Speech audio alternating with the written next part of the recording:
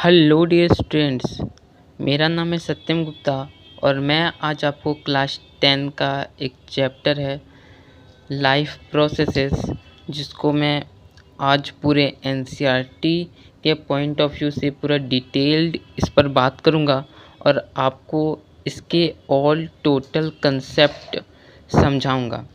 तो ये हमारा एक डिटेल्ड वीडियो बन जाने वाला है लाइफ प्रोसेसेस के ऊपर, इसलिए इस इंट्रोडक्शन लेक्चर को तो आप देखें ही, साथ में आगे आने वाली आप हर लेक्चर्स को पढ़ लें, जिससे आपके सारे डाउट्स यहीं से क्लियर हो जाएंगे। तो चलिए बिना किसी देरी के इस चैप्टर का शुरुआत करते हैं। तो स्टार्टिंग में ही हम देख सकते हैं कि हमसे एक क्वेश्चन पूछ लिया गया है कि how do we tell the difference between what is alive and what is not alive. तो स्टार्टिंग में हमारे से क्वेश्चन पूछ लिया गया कि क्या अलाइव है क्या अलाइव नहीं है। तो इसका सिंपल सा यहाँ पर आंसर हो जाता है कि हम लोग देख पाते हैं कि कोई चीज़ जो है, जैसे डॉग रन कर रहा है, काव जो है अपना कट को च्यू कर रहा है, एक मैन जो है साउट कर रहा है लाउडली स्ट्रीट में।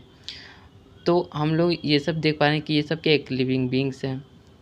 तो अगर क्या हो, अगर ये डॉग का और ये मैन जो है अस्लीप हो जाए, अगर ये नहीं हो, मतलब इन्हें मूवमेंट में नहीं दिखे, तो हमें यह सोचने का ज़रूरत है कि क्या वे स्टिल अभी वो अलाइव है, जीवित हैं या नहीं हैं। तो हम ये भी देखते हैं उसमें कि वो ब्रीथ कर रहे हैं, उनकी सांसें चल रही है, वो सांस ले रहे हैं छोड़ रहे हैं। तो हम ये देख पाते हैं कि चलिए वो क्या है, अलाइव है, जीवित है। अब प्लांट्स की ओर देख लेते हैं कि प्लांट्स को हम कैसे पता कर सकते हैं कि वो क्या है, दे आर अलाइव, कि वो जीवित हैं। तो हम देखते हैं कि उनमें ग्रीन कलर का पिगमेंट होता है। फिर but what about plants that have leaves of colour other than green. लेकिन उन प्लांट्स का क्या जिनका जो लीव्स का कलर है वो ग्रीन नहीं है, तो क्या उनका ग्रोथ नहीं हुआ, क्या वो अलाइव है या नहीं है। ये भी एक क्वेश्चन निकल के आता है। देखिए, तो वो ग्रो तो कर रहे हैं टाइम के अकॉर्डिंग, लेकिन we know that they are alive, वो अलाइव हैं। In other words we tend to think some sort of movement, या फिर वो ग्रोथ रिलेटेड भी हो सकते हैं या फिर नहीं भी।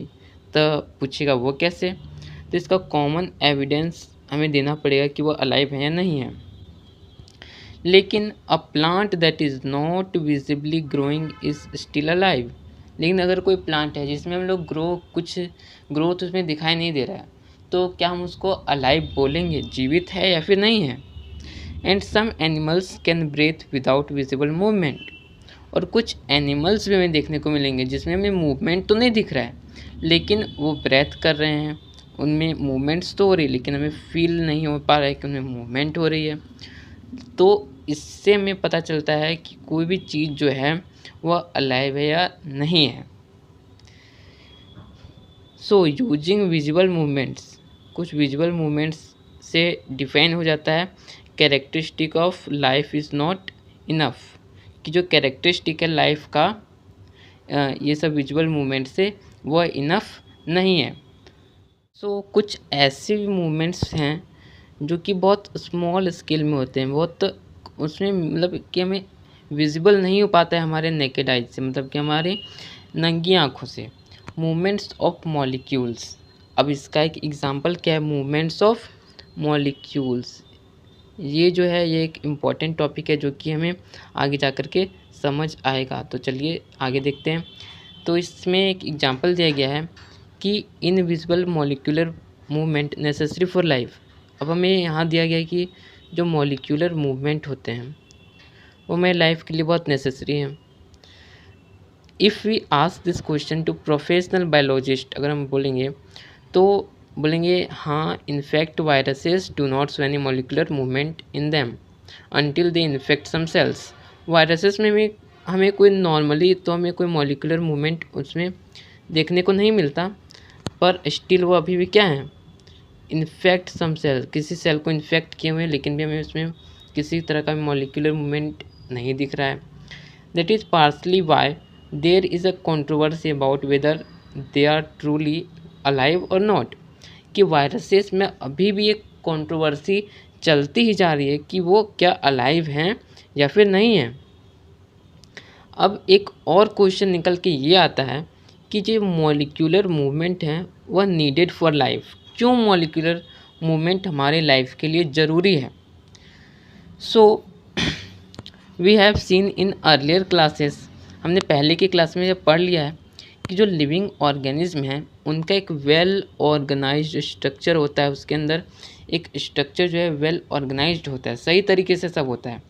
दे कैन हैव टिश्यूज, में टिश्यूज होते हैं, सेल्स होते हैं, टिश्यूज मतलब कि group of cells, cells have smaller component होते हैं उसमें, जैसे कि माइटोकॉन्ड्रिया, गोल्जी एपरेटस, हमने पहले 9th क्लास में पढ़ लिया था, एंड सो ऑन।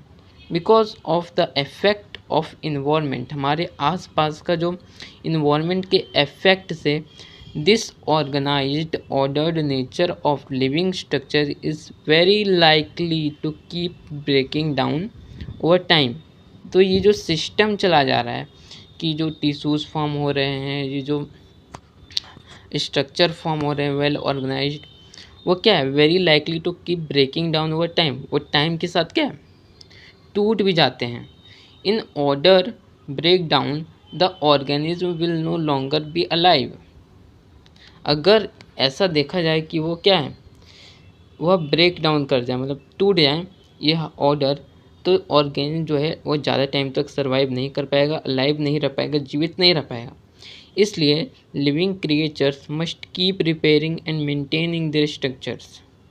इसलिए जो लिविंग क्रिएचर जैसे ह्यूमंस हो चुके हैं वह अपने सेल्स को, टिश्यूज़ को रिपेयर कर रहे हैं और अपने स्ट्रक्चर को मेंटेन किए हुए हैं। Since all these structures are made up of molecules, they must move molecule around all the time।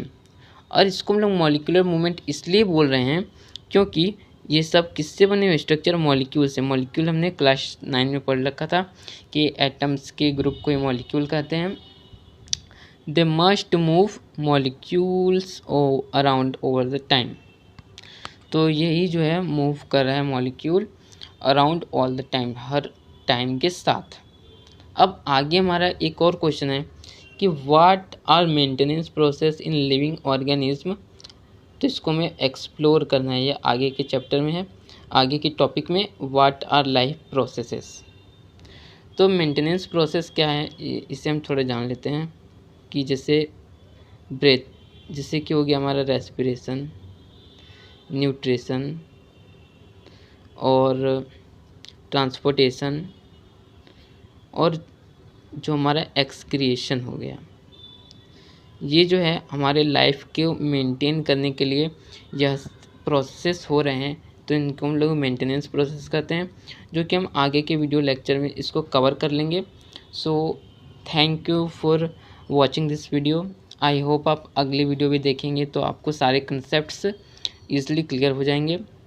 तो मिलते हैं अगले वीडियो में।